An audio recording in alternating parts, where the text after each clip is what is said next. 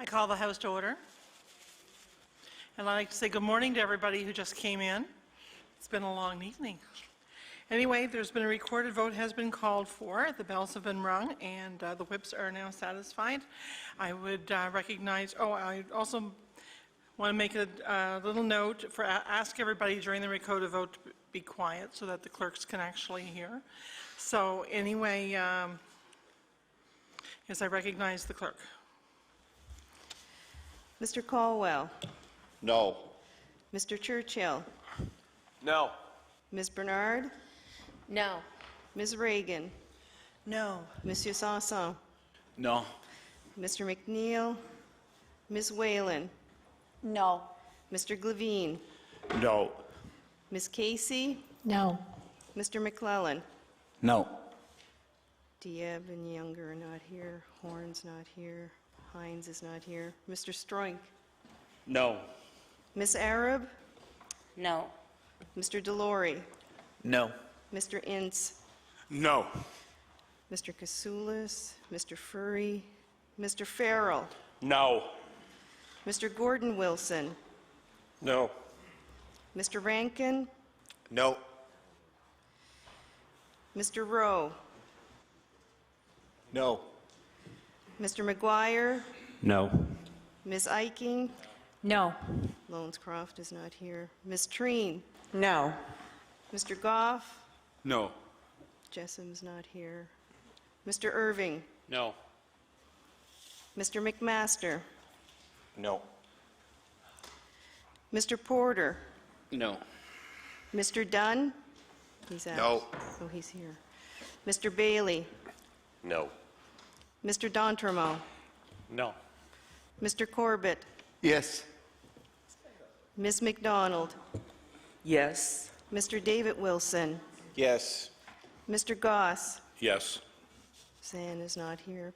Ms. Peterson-Rayfuse. Mr. Beliveau. Yes. Mr. Oral. No. Ms. McFarland. No. Mr. Houston. No. Mr. Harrison. No. Mr. Lohr. No. He wasn't in Mr. his... McLeod. He was not... Okay.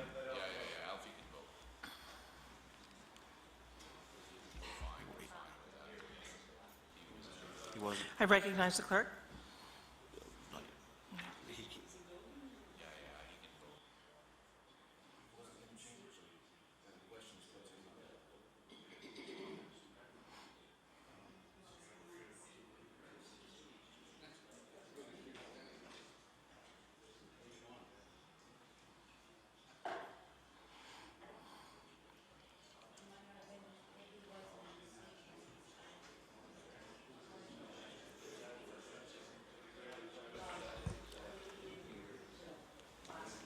Those in favor of the motion 6, those contrary 32.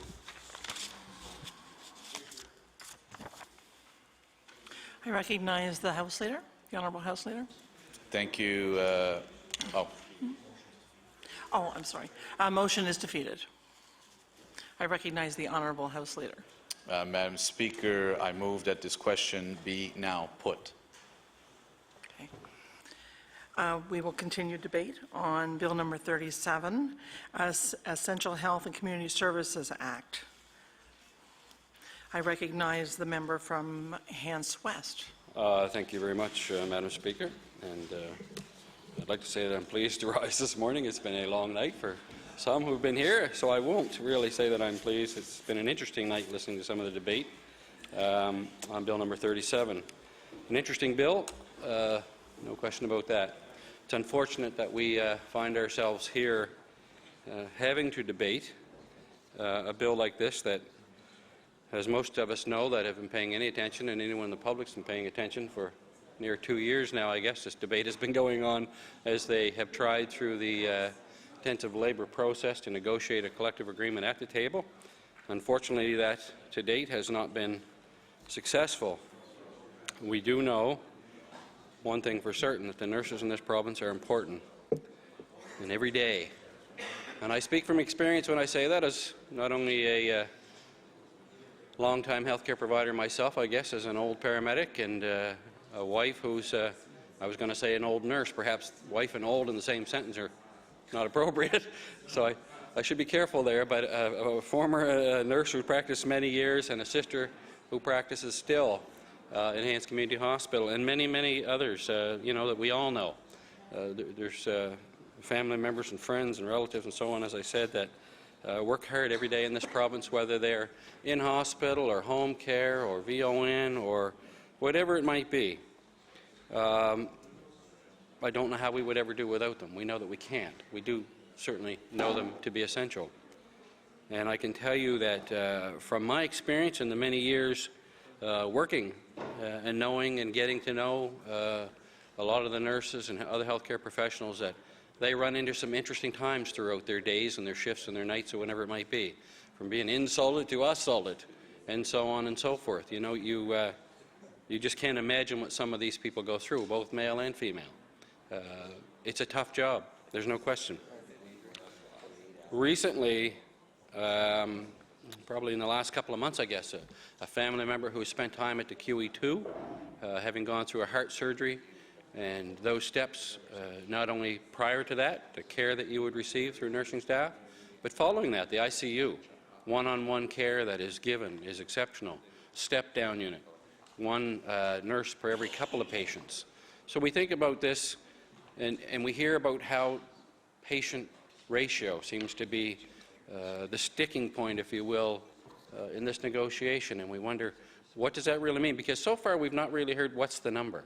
Is it broke down per unit? That's what I kind of think about as a healthcare provider. I've seen in recent weeks, as I've said, the ICU remains the one-on-one, you know, in the cardiac care when you're coming out of there, and the step-down unit. So, you know, are we talking about when it gets down to more general care and the ward style?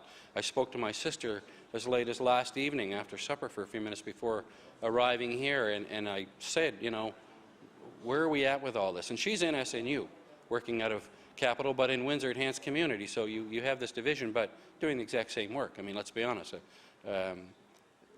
And just from her perspective, I said, well, you know, what is this? Well, she said, if there's a sick call and it's not filled, obviously you may now be into 7 or 8 patients, or, you know, it's just hard to say depending on how short-staffed you might be. When I ask her, but, well, you know, what do you do? How do you manage that? Well, somebody's upset because you're making mom a cup of tea for one patient, and there's somebody else who needs you to do this, and somebody who may need to go to the washroom, and all of the things that nurses do all day long to look after those needs. Preparing medications, obviously, being one of them, very significant, and doing rounds and trying to get to everybody at the same time. It's a difficult task, there's no question. So where is the patient care issue? Is it that they're understaffed upon sick calls and vacations and absences as such, or is it that they are just typically the ratio doesn't work in some areas? I still really haven't had that answered. I don't think, and I haven't heard a lot of that talk throughout the negotiation. All I've heard is the patient ratio isn't maybe what it should be. So, you know, there needs to be a very, very hard look at what those numbers actually are. And I realize, you know, one of the things that we have said as a caucus all the way along is we're not prepared to hold this up. It's important that Nova Scotians are looked after and cared for, regardless in hospital or out.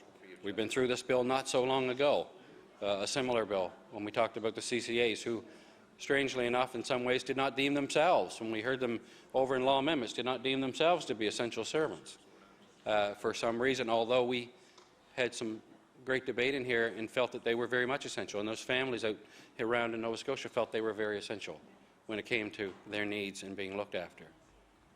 This isn't a whole lot different, because these nurses are certainly essential, everything that they do, and I'm sure that they feel as though they are essential and they want to be treated fairly, and so they should. It should not take 2 years to reach an agreement. It should not have to come to this point, but unfortunately we are here going through this process. Some might call it a painful process. Nobody wants to go through it, but we're here. We'll go through it. It will get through. It will pass. We have a majority government. We know that this bill will pass at some point. Not likely to be today, as it is lined up, or maybe tomorrow or the following day. Who knows? We'll see how that goes. There's a lot of debate to be had yet. And most importantly, we are going to hear from a number of people, I'm sure. I don't know how many are on the list now, Mr. Speaker, to come into law amendments and offer their comments. I'm not sure how much time they're going to be given. I know in the last round of law amendments with some controversy with the CCAs, they were limited to about 5 minutes apiece.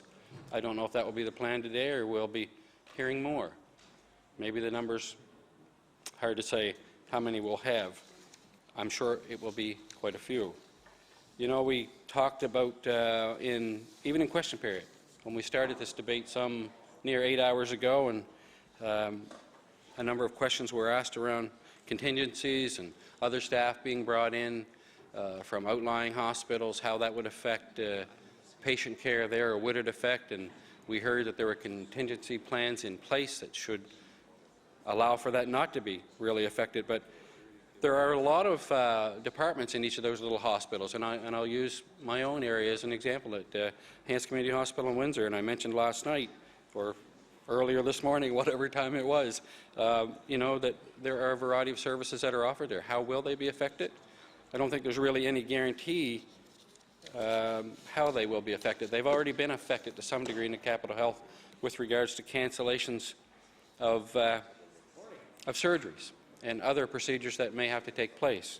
And I know I can't stand here and read a whole lot, clause by clause, of the bill, but I want to just touch on a couple of pieces here that when we talk about essential services and the staffing levels that would be put into place, or I guess deemed essential and guaranteed to be in place, there's no number that's really associated with the clauses in this bill of staff. It talks about identifying certain classifications, so let's just say that we'll use RNs in this case, although this is a very broad bill that affects many different pieces of the healthcare industry. But let's just say that it's the RNs, and if we read this correctly, and it could be interpreted wrong, I guess. I'm not a lawyer. I certainly am open to the clarity around this, but identifying the classifications of employees and the number of employees in each classification who are required at any one time to perform essential health community services during a lockout or strike. Well, that's going to be determined. Is that where we are today? Is the minimum number where we are today? If that's the case, then how many people are actually off on strike? What percentage of that is there? It would seem to me that right now there appears to be some shortages because that is an issue on the table. The nurse-to-patient ratio is not as strong as it should be or could be, or what's being asked for at the very least. So does that mean that this bill says there are no changes? I'm not sure. It goes on to talk about, of course, you know, it designates what each represents, the board, the bargaining unit, the bargaining agent, and so on, and it deciphers out here what essential health or community services agreement means. It talks about essential health. It means a health or community service, duty, or function necessary to enable an employer to prevent or limit loss of life. serious harm or damage or deterioration to mental and physical health to one or more persons. And on it goes, and it talks about all of these things. Those are all significant pieces that happen every single day in our hospitals and healthcare system, whether it be the paramedics on the street who are out there doing exactly that, or whether it be the nurses in the hospital who are also doing just that, looking after families, looking after sick people. I think it's not really clear what essential does mean when you look at it in certain ways. There are many ways it could be interpreted, and obviously some are not happy with that, and others say that we would see significant changes. But at this point, Mr. Speaker, we have to think about Nova Scotians and their safety and what it means to say those words. It's easy to say them, but it is a serious concern that we certainly have in this caucus, and we've talked about it, and we'll talk about it throughout the coming days and weeks, I'm sure, and God knows how long, months, years, of the importance. And this has been talked about before when it comes to emergency services and health care. We talked about it with paramedics a year ago in this very place, last summer when they were legislated back to work. It is obvious that not all are happy with those decisions when we have to come here and make those decisions and see that people are essentially put back in place and represented, and patient care remains number one. The safety of all Nova Scotians remains number one.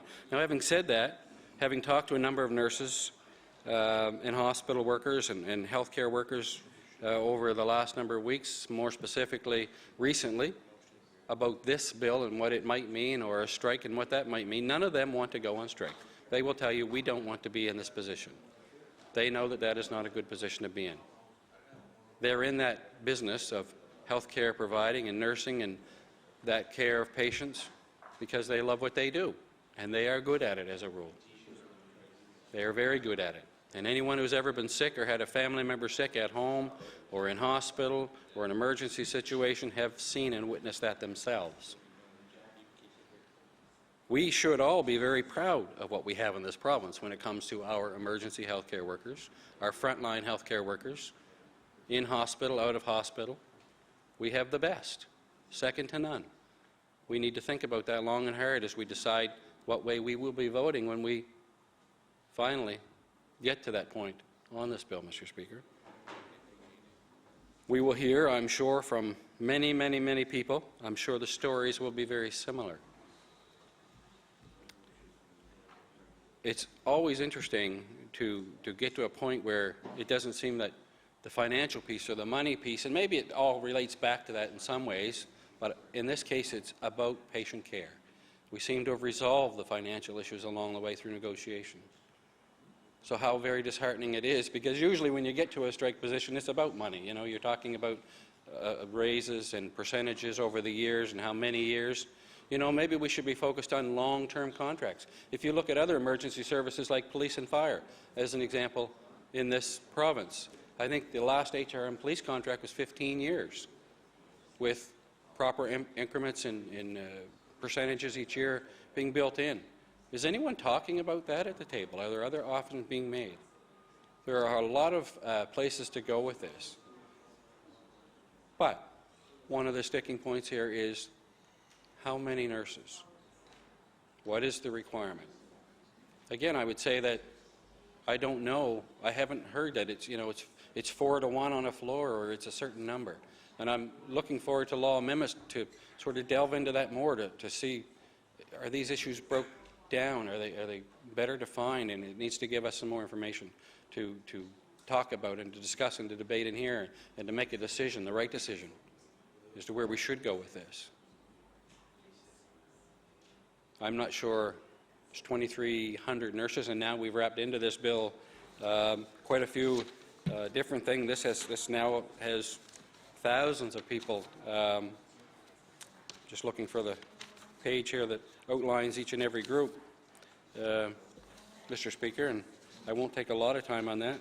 And again, I realize I cannot reference the bill in detail, and I have no wish to do so. But you know, it takes in a number of different healthcare organizations. And There's a lot of question around why would we do that. Well, I guess it lops everybody into one bill, and we don't have to worry about coming back and doing it again at some point for each and every individual group. We know that the NSNU will come up again. We know that we'll be back. This is 2 years old already. This will no more be settled, and we'll be back in negotiations in a year or two time, depending on the length of this contract. I'm sure that's not what anybody wants either. I know the nurses don't want to be right back at it again. I'm certain that they don't. And talking to my family members that work in healthcare and others and friends, they don't want to constantly be in this position. They want to be doing their jobs that they do well. And I guess as we continue to debate, and we've heard a lot already in the last near 8 hours now as we've started this on why we should do this or why we should do that.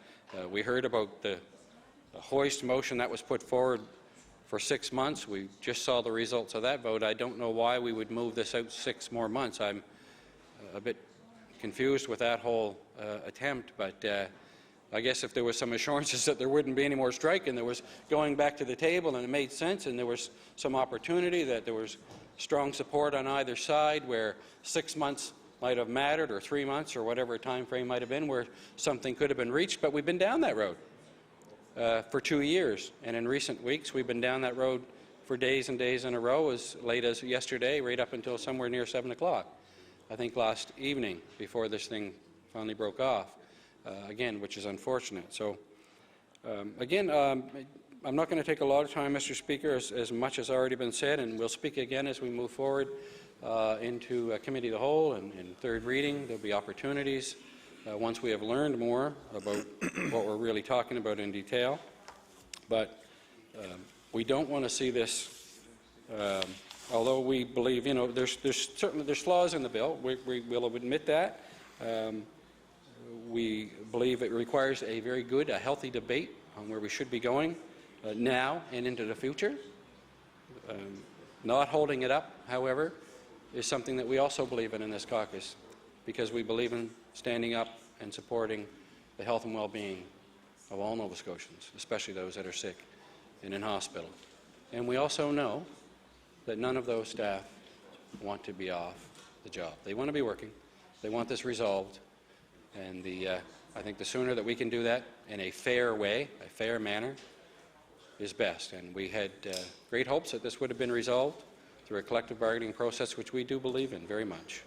And we look forward to this going over to law members, Mr. Speaker, and listening to all the, I'm sure mostly will be healthcare workers that will come in, and union representation, and maybe other Nova Scotians, everyday Nova Scotians will come in and offer their thoughts. Those who have been patients, those who have been looked after in places like cardiac cath and more serious hospital wards, not only the more serious, but all of them. We would welcome anyone coming in. This is, after all, the people's house. We will take the time that is needed. We will get through that process, and we look forward to coming back after law amendments, Mr. Speaker. With those few words, I will take my seat. Thank you.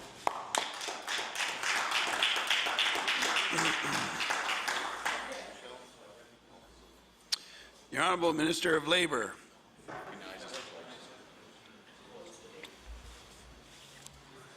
If I am to recognize the Honourable Minister of Labour, it will be to close debate on Bill number 37.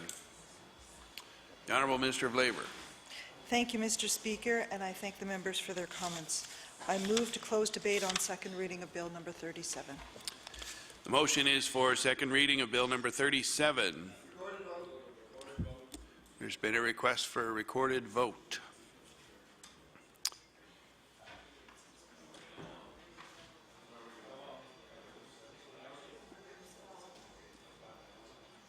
Are the whips satisfied?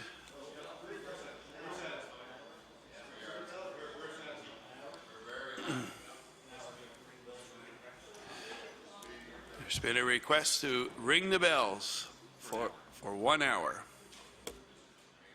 We'll resume at 9 a.m.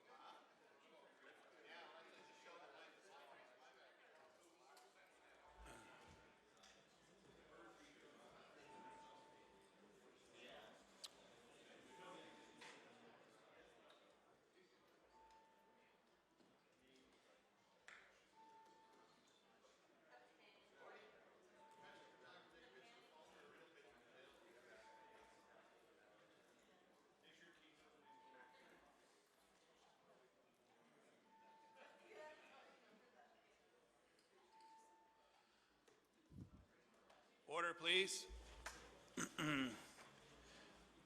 We'll now proceed with the recorded vote on the previous question, and the whips are to be satisfied as the bells have rung for the entire hour. Clerks will now conduct the vote. Mr. Caldwell, Yes. Mr. Churchill, Yes. Ms. Bernard, Yes. Ms. Reagan, Yes. Monsieur Sanson, Oui. Mr. McNeil, Ms. Whalen, Yes. Mr. Glavine, Yes. Ms. Casey, Yes. Mr. McClellan, Yes. Mr. Hines, Yes. Mr. Stroink, Yes. Ms. Arab, Yes. Mr. Delory, Yes. Mr. Ince, Yes. Mr. Katsoulis, Mr. Fury, Mr. Farrell, Yes. Mr. Gordon Wilson, Yes. Mr. Rankin, Yes. Ms. Miller, Yes. Mr. Rowe, Yes. Mr. McGuire, Yes. Ms. Iking, Yes. Ms. Lones-Croft, Yes. Ms. Treen, Yes. Mr. Goff, Yes. Mr. Jessam, Yes. Mr. Irving, Yes. Mr. McMaster, Yes. Mr. Porter, Yes. Mr. Dunn, Yes. Mr. Bailey, Yes. Monsieur d'Entremont, Oui. Mr. Corbett, No. Ms. McDonald, No. Mr. David Wilson, No. Mr. Goss, No. Ms. Denise Peterson-Rayfuse, No. Mr. Beliveau, No. Mr. Oral, Yes. Ms. McFarland, Yes. Mr. Houston, Yes. Mr. McLeod, Yes. Mr. Harrison, Yes. Mr. Lohr, Yes.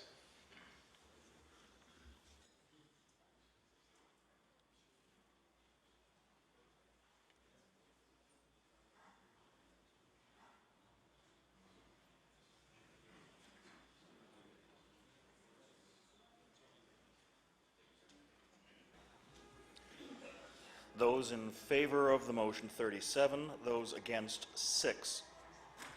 Motion is carried. We'll now proceed with the vote on second reading of Bill 37, an act to ensure the provision of essential health and community services.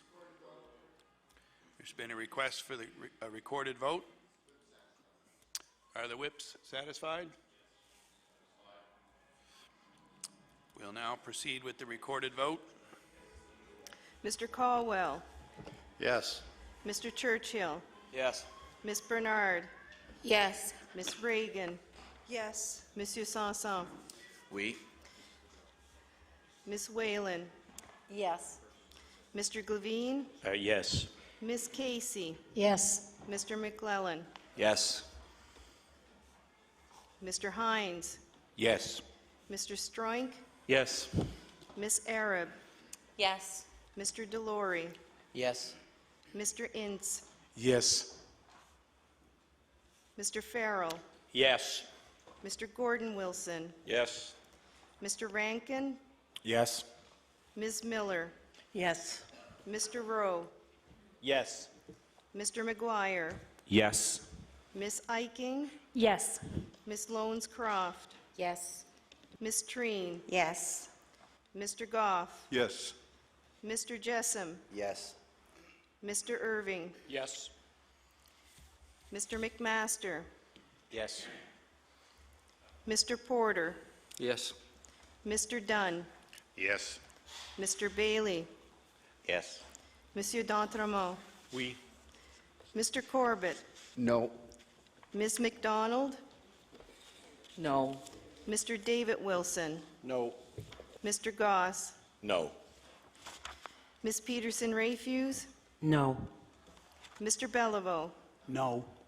Mr. Oral, Yes. Ms. McFarland, Yes. Mr. Houston, Yes. Mr. McLeod, Yes. Mr. Harrison, Yes. Mr. Lohr, Yes.